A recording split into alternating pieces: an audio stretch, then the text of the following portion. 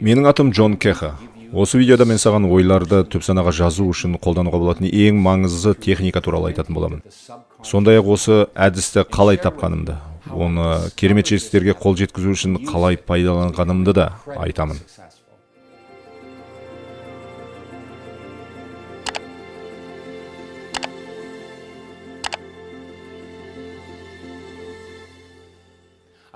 Мен Британ Колумбиясындағы орманда, лашықта өмір сүрдім. Ол жерде су құбыры да, электр энергиясы да жоқ. Тіпті ешқандай құрал сайман да жоқ. Бірақ мен ол жерде ақылдың қабілетін зерттеп тани бастадым.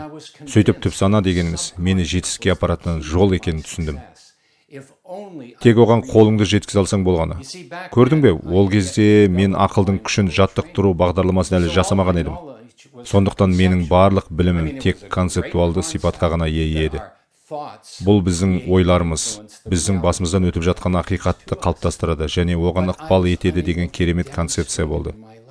Бірақ мұны өз өмірімнен көрсету менің қолымнан келмеді. Әрине бұл маған ұнамады. Мен өз-өзіме айттым. Бұл болса болады, болмаса жоқ дедім. Егер бұл жасалса, онда менің өмірімде де оның жасалғанын қаладым. Сондықтан мен импринтинг деп аталатын жаңа техниканы ойлап таптым. Сосын менің қолымда сарқылмас күш-қуат бар екеніне өзімді сендіре бастадым. Яғни импринтинг техникасында аффирмация мен меңзеуден тұратын комбинация қолданылады. Мұны гибридтік техника деп те атауға болады. Сөйтіп менде сарқылмас күш-қуаттың бар екен туралы өзіме қайта-қайта қайталай бердім. Мен мұны 5 минутқа дейін жасап, менің күш-қуатымның шексіз екендігін жай ғана қайталай бердім.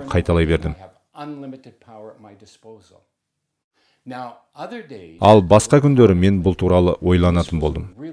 Бұл осы техниканың маңызды бөлігі еді. Менің қолымда сарқылмас күш-қуат бар екенін мен меңзеуім керек болды.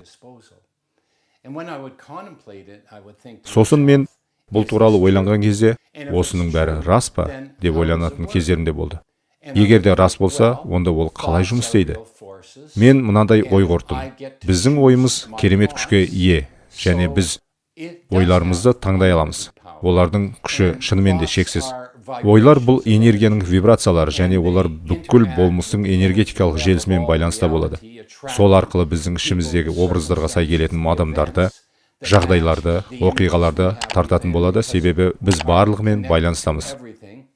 Осы жерде менің кванттық физика бойынша алған білімімнің маған пайдасы өте зор болды. Себебі сол арқылы болып жатқан жағдайлардың логикасын түсіне алдым. Сөйтіп күнде импринтинг техникасын қолдана бастадым. Мен өз-өзіме, менің бойымда сарқылмас күш-қуат бар деп айта бастадым. Немесе осы туралы ойлай беретін болдым. Кейбір күндері осындай жаттығуларды жасағаннан кейін мен шабыттанатын, рухтанатын бола бастадым. Құлшыныс туындайтын болды. Ақиқатты сезіне бастадым. Ал кейбір жағдайларда осы жаттығуларды жасағаннан кейін олар маған ешқандай да жылуы жоқ, жай механикалық түрде ғана жүріп жатқандай болып көрінетін еді. Осындай сәттерде мен өз-өзімді алдап жүргендей, өз-өзіме өтірік айтып жүргендей көрінетінмін. Бірақ мұның жауабы мынада. Мен жаттығуларды күнде жасай бердім. Мен оларды қаласам да, қаламасам да жасай бердім. Мен осындай жолмен түп санаға жазып тастау жүйесінің жақтаушысына, жолын ұстанушысына айналдым. Бірақ бір түнді мен ешқашан ұмытпайтын болдым. Бұл осы техникамен күнделікті жаттығуды бастағаннан кейін 2 айдан соң орын алған еді. Түннің ортасында оянып кеттім. Сол сәтте менің бойымда шексіз күш-қуат бар екенін сезіндім. Ол менің меншігім, менің қарамағымдағы нәрсе еді.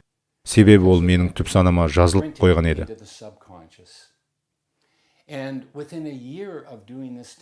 Осы техниканы меңгергеннен кейін 1 жыл ішінде мен ақылдың күші деген өз тренингімді жасадым.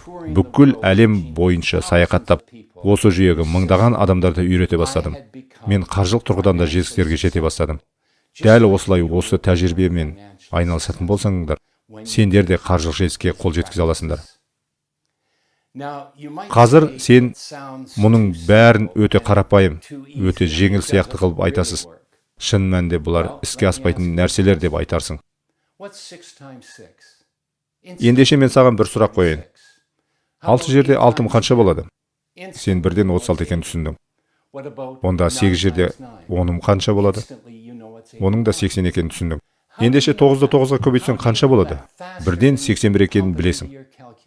Бірақ сен бәрін қайдан білесің? Сандарды калькуляторға салып санап жатпай-ақ жауабын қалайша сен тез айта аласың? Бұларды көп мәрте қайталай бергендіктен. Сен олардың жауабын тез айта аласың. Мектепке оқыған кезіңде еске алып көрші. 7 жерде 1 7, 7 жерде 2 14, 7 жерде 3 21. Көп мәрте қайталағандықтан сен бұларды төп санаңа жазып тастағансың.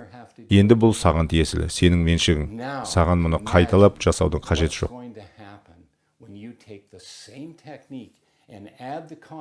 Енді ойлап көр. Сен осы техниканы пайдалану арқылы пайымдауды, меңзеуді қоссаң, сөйтіп жетістік туралы күшті сенімдеріңді өзіңнің түп санаңа жазып тастайтын болсаң, бұл тұрғыда үлкен жетістіктерге қол жеткізетін боласың. Себебі бұл осы сияқты күшті сенімдерді түп санаға жазып тастауға негізделген қаржылық жетістікті дамытудың 3-ші қадамы болып табылады. Енді сенің бүгінгі жаттығуың мынандай болады. Менің бойымда сарқылмас күш-қуат бар деген сенімді түп санаңа бекіту керек. Сен мұны күнде жасау керексің. Бірақ бүгінгі жаттығуының мәні 5 минут бойы менің бойымда сарқылмас күш-қуат бар деген сенімді түп санаңа бекітуден тұрады. Сосын нәтижесінде туындаған өз сезімдеріңді жазып алу керексің. Келесі видеода мен саған жетістіктің вибрациясын қалай тудыруға болатынын айтамын. Назар аударып қарағандарыңызға рахмет. Келесі видеода кездескенше. Жаңа видеоларды жіберіп алмас үшін осы арнаға жазылуды, лайк басуды және достарыңызбен бөлісуді ұмытпаңыздар.